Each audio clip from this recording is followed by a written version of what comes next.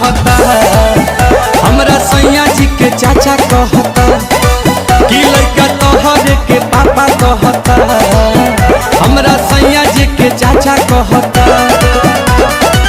ओही दिन से खोजता ते रोवता चिल्ला के, ओही दिन से खोजता ते रोवता चिल्ला के, सोझा सा बकाई साफा कहता।